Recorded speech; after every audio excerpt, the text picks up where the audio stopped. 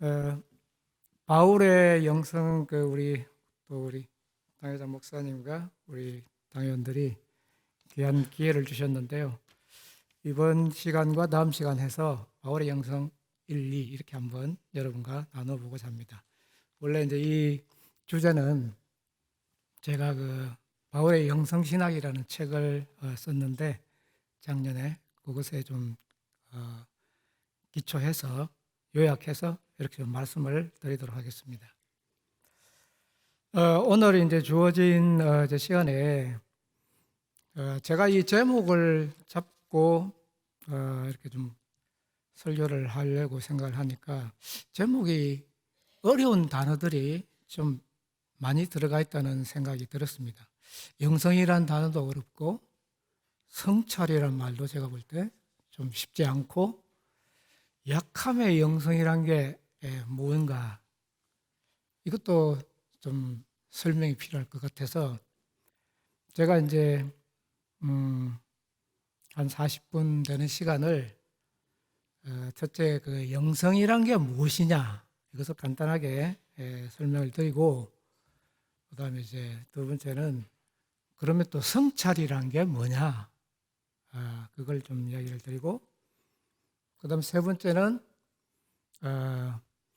바울이 겪었던 그 고통, 약함 그것을 바울은 약함을 통해서 강해지는 그런 이제 비결을 우리에게 말씀을 하시는데 그것을 일컬어서 바울의 약함의 영성 이렇게 이제 말씀을 드리고 그리고 이제 마지막으로는 이 바울의 약함의 영성이 오늘 이 시대를 살아가는 여러분과 저에게 있어서 우리의 삶에 있어서 어떻게 이것이 적용이 되며 우리는 그 바울이 받았던 그 기쁨을 그 고난을 극복하고 그리고 하나님을 새롭게 알게 되는 그 기쁨을 우리도 같이 좀 나눌 수 없을까? 이것을 한번 여러분과 생각을 해보고자 합니다. 첫째 이제 이 영성이라는 주제 단어는 사실 좀 이 보편적으로 많이 쓰이는 그런 용어입니다. 꼭 우리 교회만 있는 것도 아니고 종교로 보면은 범종교적으로 불교, 유교, 뭐 어떤 종교든 샤머니즘 그리고 뭐 힌두교 할 것 없이 모두가 영성이라는 주제를 다루고 있습니다. 아마 여러분은 아파트는 어떤지 모르겠는데 제가 사는 아파트 앞에 나가 보면은 상가에 혹시 그런 거 보셨어요? 초월 묵상 또는 마음 가꾸기 뭐 이런 것으로 해서 상가에 들어가 있는 그런 것을 우리가 가끔 볼 수가 있는데 이것도 일종의 영성 수련이라고 할 수 있죠. 영성 수련. 그래서 이 사회에서 믿지 않는 사람들 속에서도 영성이라는 그 주제가 이렇게 관심을 가지는 이유는 범세계적으로 이 산업 사회가 발달하면서 물질적으로는 풍요로운 삶이 되었는데 반면에 정신적으로 영적으로 피폐해지고 갈증을 느끼는 것이 보편화되었다. 그래서 이 영성이라는 주제가 사람들의 관심을 끌기 시작했습니다. 그래서 우리가 오늘 여기서 바울의 영성을 다루는 것은 이 영성이 많은 가운데서 특별히 기독교의 영성 그리고 또 기독교의 영성 중에서도 우리가 성경적인 우리 교회가 속하 있는 개신교의 영성이 무엇인가 하는 것을 여러분들이 개략적으로도 개념을 잡고 분별을 하셔야 됩니다. 왜냐하면 아까 말씀드린 것처럼 영성이 범세계화 또는 범종교화되어 있는 현상이기 때문입니다. 그래서 우리가 가지고 있는 독특한 기독교와 성경적인 영성이 무엇인가, 이것을 우리가 분별을 하셔야 됩니다.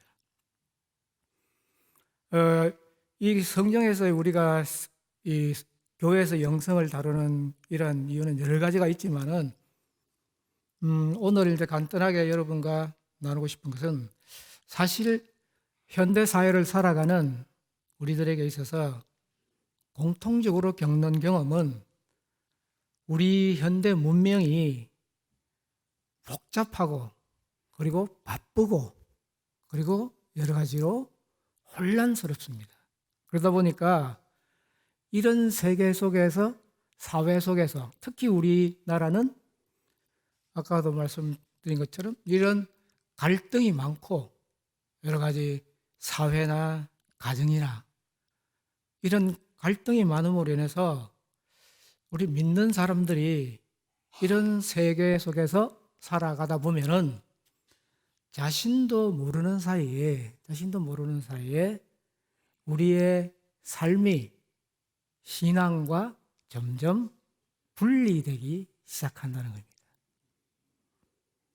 그래서 우리도 느낄 수 없는 그런 순간순간에 우리는 세상의 영에 영향을 받고 사로잡혀서 우리 신앙이 점차로 세속화되어 간다 하는 사실입니다. 그래서 지금 많은 그리스도인들이 이 세속화되는 신앙의 정후가 나타나는 삶의 정상이 무엇이냐? 삶의 정상이 무엇인가? 일단 우리가 신앙생활을 하면서 기쁨을 잃어갑니다. 신앙에서 기쁨을 찾기가 어렵습니다. 그리고 신앙의 능력이 떨어집니다. 무기력해집니다. 삶이 무기력해지고 신앙이 또한 점차로 지치기 시작합니다. 그래서 신앙과 삶이 분리되어서 신앙 따로 삶 따로, 이런 현상이 점차 속력을 내고 있다, 이렇게 이제 이야기를 할 수 있겠죠. 그래서 우리는 이런 사회와 이런 세상 속에서, 또 이런 가정 속에서 살아가면서 우리는 우리가 몸담고 있는 이 세계, 사회의 그 정체성을 분명히 깨닫고 우리의 신앙을 한번 추스려 봐야 될 때가 되었다, 이런 이 말씀이죠. 그래서 우리가 이 영성이라는 주제를 다루는 것은 결국 신앙 따로 삶 따로, 이런 우리의 이 현상을 우리가 사는 것과 믿는 것이 하나가 되어서, 사는 것과 믿는 것이 하나가 되어서 우리의 삶 속에서 구원의 기쁨과 능력 그리고 소망이 매일 새롭게 체험이 되고, 그리고 그 기쁨으로 하루하루를 승리해 갈 수 있는 그런 삶을 우리가 모두가 살기를 원하고, 또 그것을 갈구하기 때문에 그런 측면에서 우리는 영성이라는 주제를 다루고 있다, 이렇게 보시면 될 것 같습니다. 유명한 우리 어거스틴의 그 말씀이 있죠.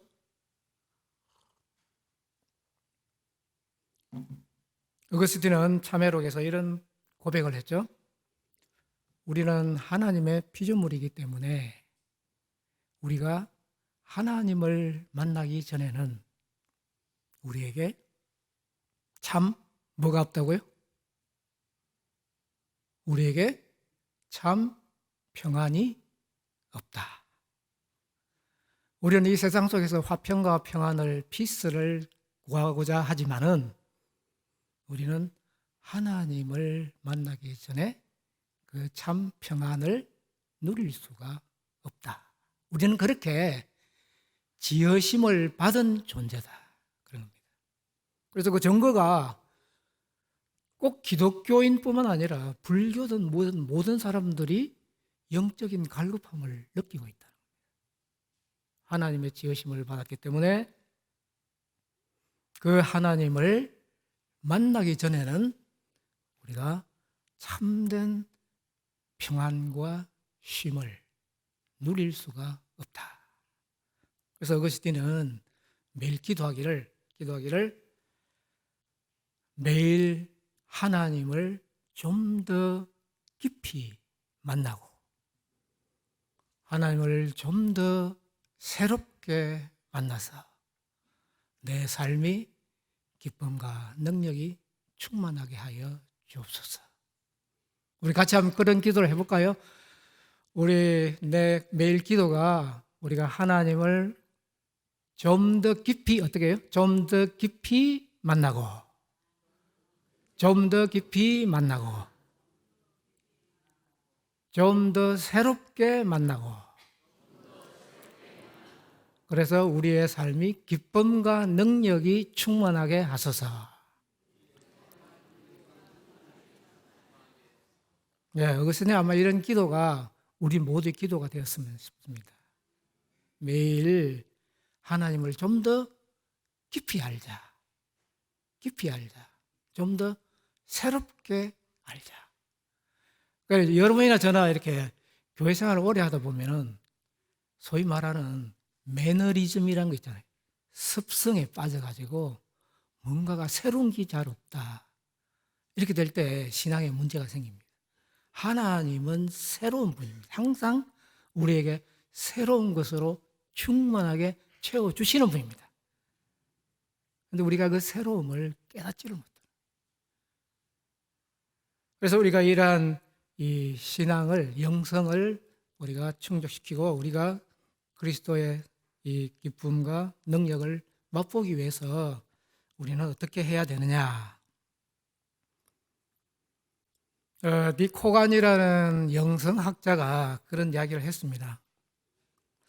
우리는 하나님의 형상으로 지으심을 받았지만은 그 하나님의 형상이 죄로 인해서 훼손되었기 때문에 우리는 예배 드리는 것도 배워야 되고 사랑하는 것도 배워야 되고 믿는 것도 배워야 된다.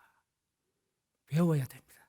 그러니까 오늘 우리가 영성을 이렇게 하는데 우리의 영성이, 우리의 삶이 기쁨과 능력이 충만한 영성이 충만해지기 위해서는 우리가 배워야 됩니다. 배워야 됩니다. 그래서 이 배우는 이 과정을 제가 잠시 소개를 해드리고, 그래서 두 번째가 이 영성 수련의 시작이랄까요? 출발점, 시작이 바로 성찰하는 것입니다. 두 번째 주제, 성찰.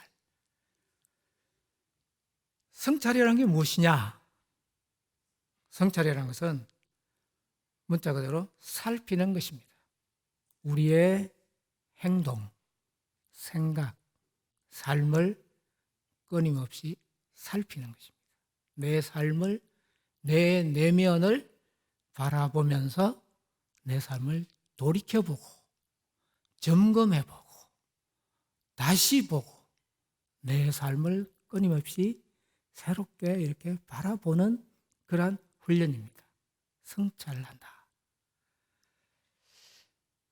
우리 사람은 감각적으로 보면 눈이 밖으로 향해져 있기 때문에 항시 세상이나 남의 것은 잘 보지만은 무엇을 못 봅니까? 자기 자신을 잘 보지를 못해요. 이게 우리 바리새적 신앙의 대표적인 특징입니다. 그래서 예수님께서 산상보훈에서 말씀하셨죠? 우리는 남의 눈에 있는 뭐는 보이고요? 뒷걸은 보지만은 내 눈에 있는 덜보는 참 보기가 어렵습니다. 그렇죠? 네, 남의 눈에 뒷걸은 왜 그리 잘 보이는지 몰라요. 그렇지만은 내 눈에 있는 덜보는 보기가 참 어렵습니다. 그래서 우리는 끊임없이 자기 자신을 살피고 자기 자신을 점검하고 자기 자신을 새롭게 바라보는 것을 훈련해야 됩니다. 자연스럽게 되지를 않습니다. 자연스럽게 되는 것은 남의 뒷거리 잘 보입니다. 그게 자연스럽습니다. 우리는 자신 속에 있는 들보를 보기가 어렵습니다. 그래서 성찰이라는 것은 영성수련의 시작, 훈련의 시작이다, 이렇게 볼 수가 있습니다. 이 성찰의 주제를 다루면서 저는 우리 믿음의 선배 중에서 제가 참 존경하는 우리 손양은 목사님이 생각이 났어요. 이분은 잘 알다시피 자기 두 아들을 죽인 사람을 무엇으로 삼았어요? 양자로 삼고, 나병 환자들, 우리는 가기조차 무서워하는 나병 환자들을 위해서 교회를 만들어 섬겼던 분입니다. 그런데 이분의 삶에 감동을 받아서 깊이 연구한 우리 차종순 교수님이 계시는데, 그분이 이분의 삶을 연구를 하면서 내린 결론 중에 하나가 있었습니다. 그래서 그게 제가 감동이 있어서 소개를 드리겠습니다. 우리 한번 영상 띄워보실래요? 예.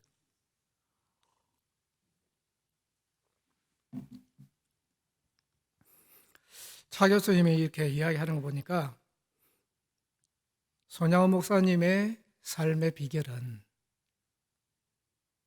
자신을 끊임없이 성찰하는 분이었다.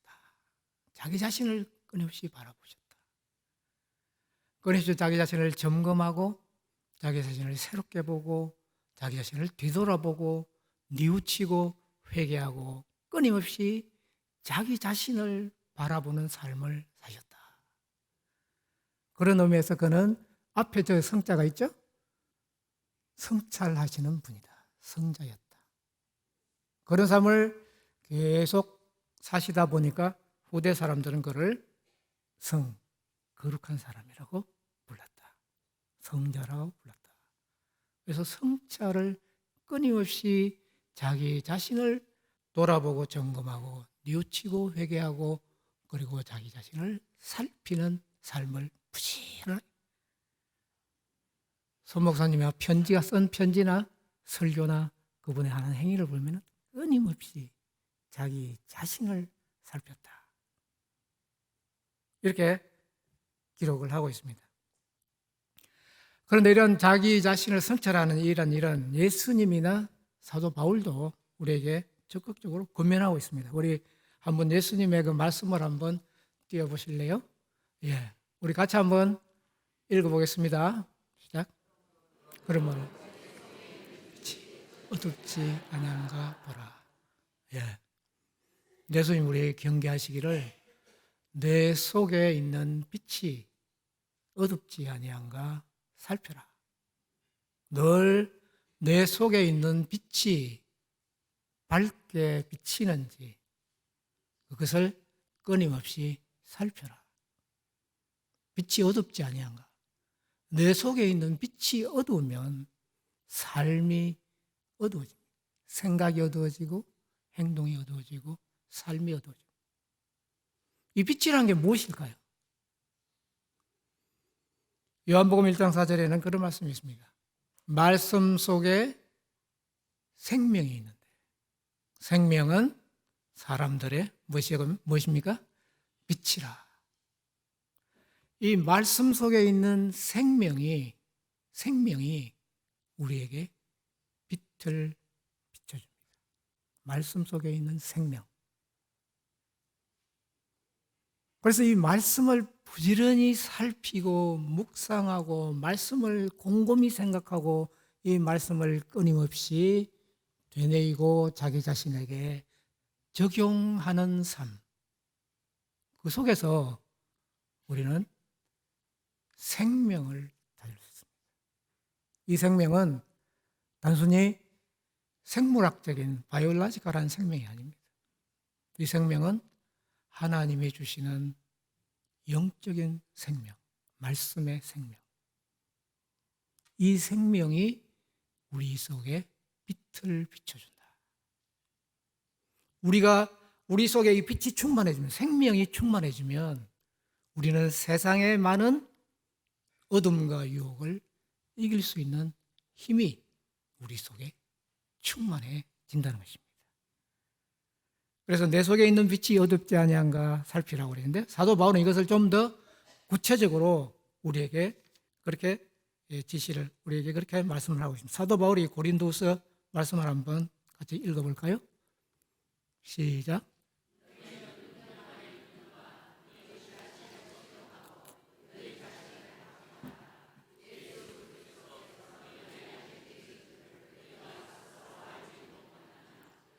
하나면은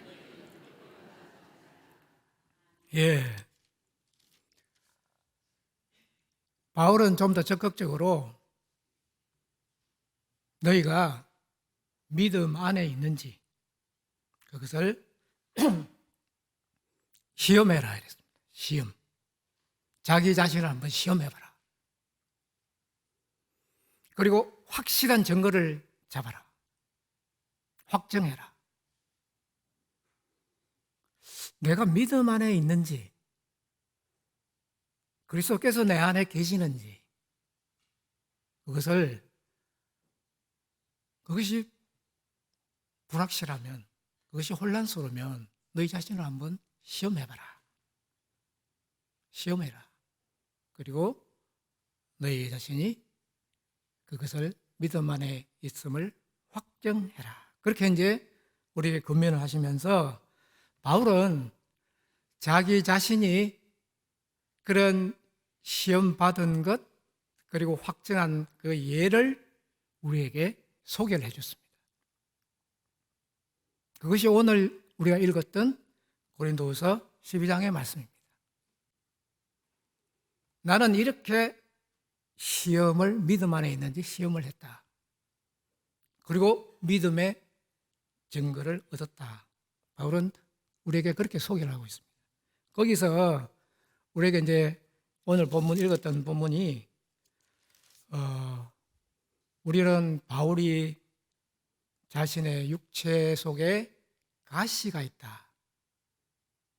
이 가시가 얼마나 고통스러웠으면 그는 자기 신앙을 흔드는 하나님의 존재를, 하나님의 능력을 의심케 할 만한 사탄의 유혹 같은 그런 위기를 느꼈습니다.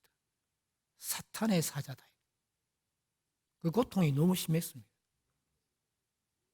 육체의 가시, 끊임없이 자기를 괴롭히는 가시가 있었습니다. 학자들은 이게 구체적으로 뭔가에 대해서 여러 가지 설이 있습니다만은 어쨌든 어떤 사람은 안질이라고 하기도 하고 어떤 사람은 간질이라고 하기도 하고 어떤 사람은 등창이 심했다고 하기도 하고 이런 여러 가지 학설들이 있는데 갈라디아서 4장을 읽어보면 바울이 이 육체의 가시가 얼마나 자신에게 심각했는지 자기가 선교를 하면서 갈라디아 교인들이 자신을 보고 시험에 빠질 것 같은 그런 두려움을 느낄 정도였습니다. 선교하는 사람이 저런 모습으로 하나님의 능력도 없이 저렇게 어떻게 선교를 하는가? 갈라디아 사람들이 시험을 당할 정도로 그 육체의 고통, 가시가 심각했습니다. 그것이 간질이든 안질이든 등창이든 어떤 육체의 고통 때문에. 그러면서 이제 바울은 이 고통을 없애달라고 하나님께 간절히 기도를 했습니다. 몇 번 기도를 했습니까? 한 번 응답이 없어요.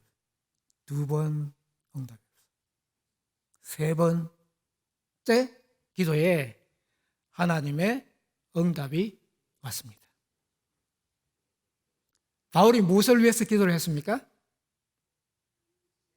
이 육체의 가시, 고통, 이것을 어떻게 해달라고요? 없애달라고. 이것을 떠나가게 해달라고, 제거해달라고 그렇게 기도를 했습니다. 그런데 하나님의 응답은 어떻습니까? 하나님의 응답이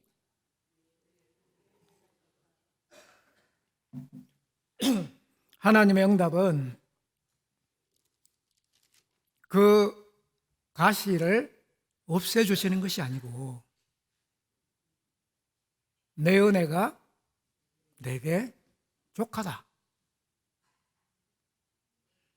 내 은혜가 내게 족하다. 이는 그 말은 무슨 말입니까? 병을 고쳐주신다는 말씀입니까? 아닙니까?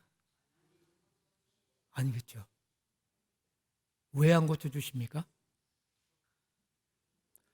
이는 내 능력이 약한 데서 온전하여진다. 그 말씀을 주셨어요. 내 은혜가 내게 족하다. 이는 내 능력이 약한 데서 온전하여진다. 이 말씀을 주셨어요. 자, 이 말씀을 들었을 때 바울은 어떤 느낌이 들었을까요? 간절히 이 고통이 없어지기를 기도를 했는데 고통이 없어지기는커녕 하나님께서는 내 은혜가 내게 족하다. 이는 내 능력이 약한 데서 온전하여 진다. 이 말씀이 무엇일까요? 이 말씀이 무슨 뜻입니까? 약한 데서 온전하여 진다.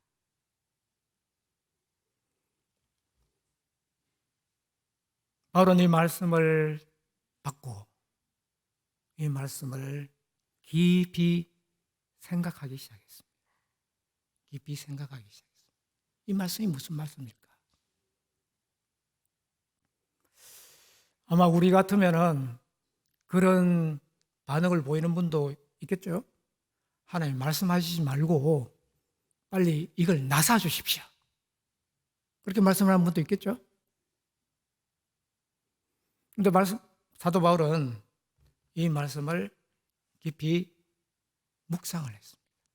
깊이 그것을 묵상했습니다. 그래서 이 영성 수련에서 중요한 요소가 우리에게 고통이 있을 때 기도하고 그리고 두 번째는 하나님의 말씀을 묵상을 해야 됩니다. 깊이 있게 읽어야 됩니다. 말씀을 그냥 한번 읽고 쉽게 지나쳐버리면 그 말씀의 깊이를, 그 능력의 깊이를, 기쁨의 그 깊이를 우리가 체험할 수가 없습니다.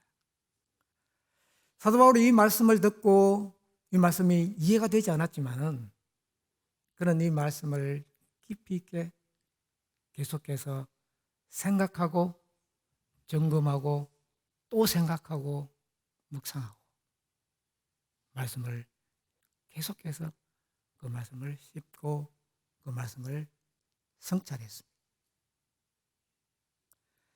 그래서 영성 수련에서 굉장히 중요한 묵상은 보네프라는 유명한 영성가는 성경을 절대로 급하게 읽으려고 하지 마라.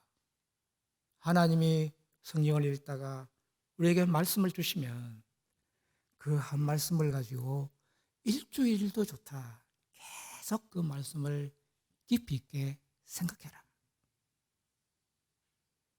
말씀을 빨리 읽고 조급하게 읽으려고 하지 마라.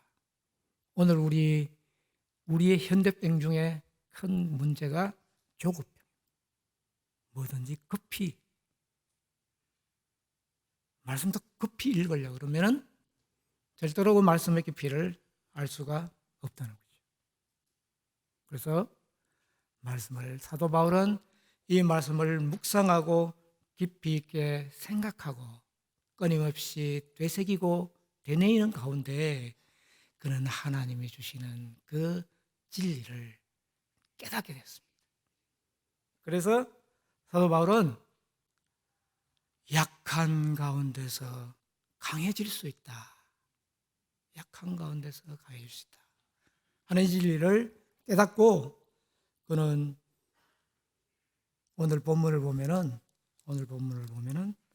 그는 기뻐하기를 크게 기뻐했다.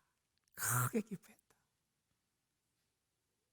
하나님이 주신 말씀을 깨달음으로써 그는 그 마음속에 큰 기쁨이 넘치게 되고 그리고 그 기쁨 속에서 그는 능력이 하나님이 주신 그리스도의 능력이 자신 속에 충만해지는 것을 경험하고 그것을 오늘 우리에게 고백을 했습니다.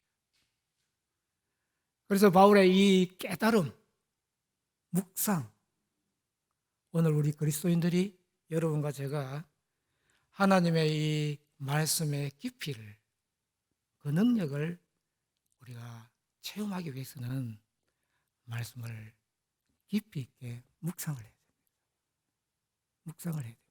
깊이 있게 되새기고 되새기고 그것을 읊조리고 히브리 사람들은 이것을 끊임없이 되뇌었다 그랬습니다. 읊조리고 묵상하고 그러면서 말씀을 듣고 생각하고 그것을 깊이 성찰하는 그런 훈련을 했습니다.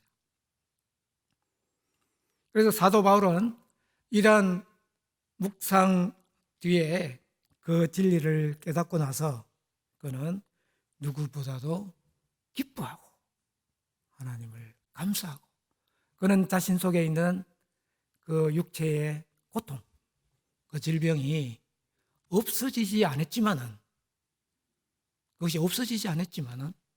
그것이 그대로 여전히 있었지만은 그는 오히려 감사하고 기뻐하고 능력을 행하는 그런 사도가 되었습니다. 오늘 이 말씀을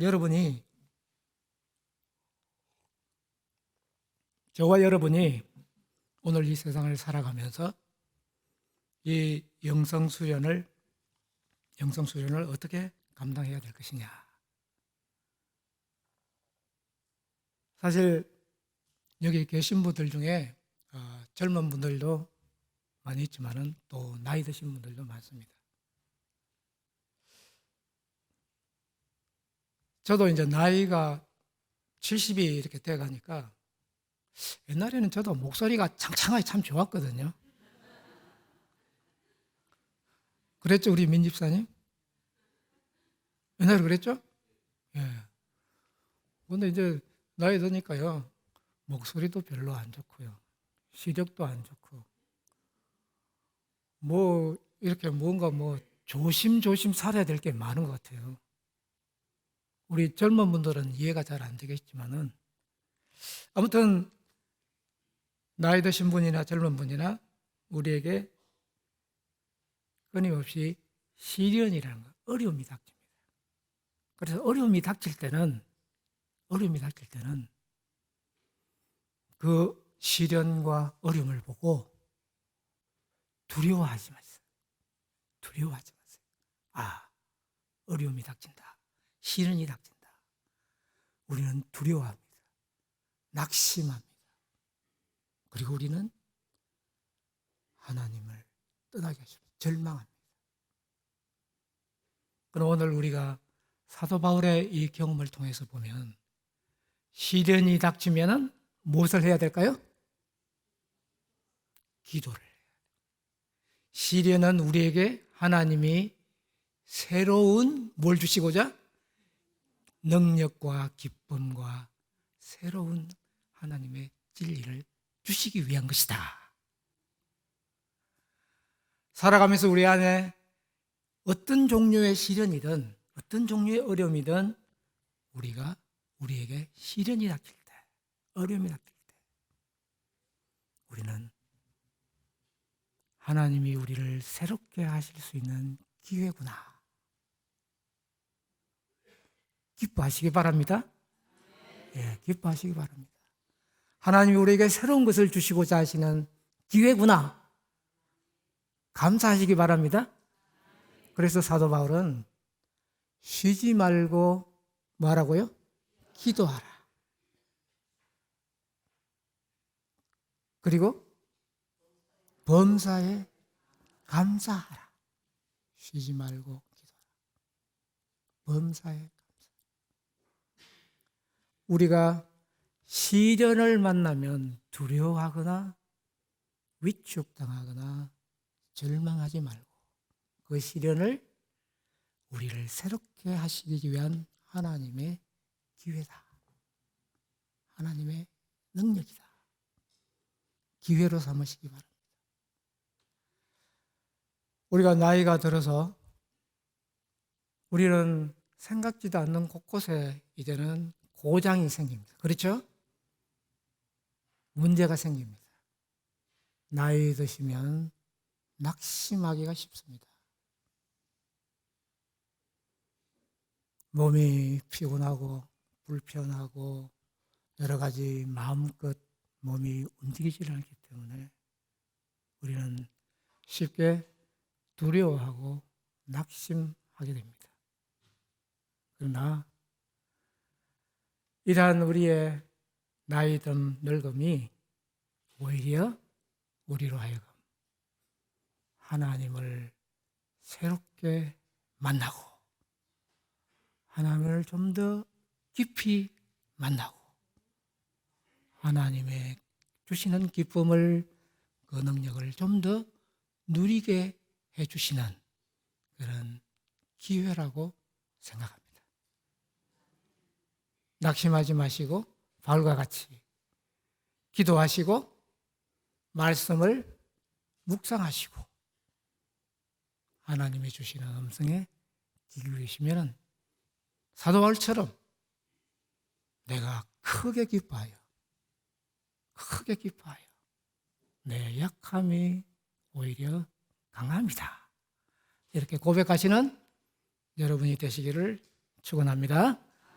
그래서 우리가 기도하는 마음으로 마지막 우리 364장 1절만 한번 같이 불러보시겠습니다. 364장 1절 시작.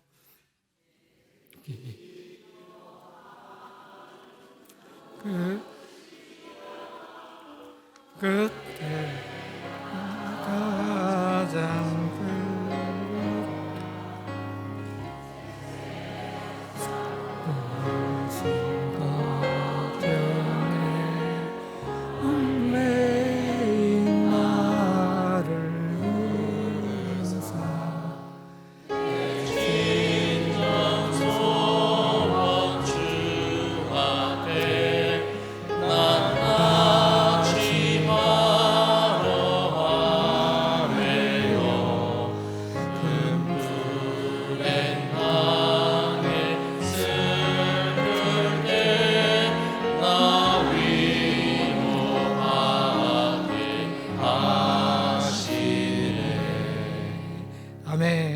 위로 받으시기 바랍니다.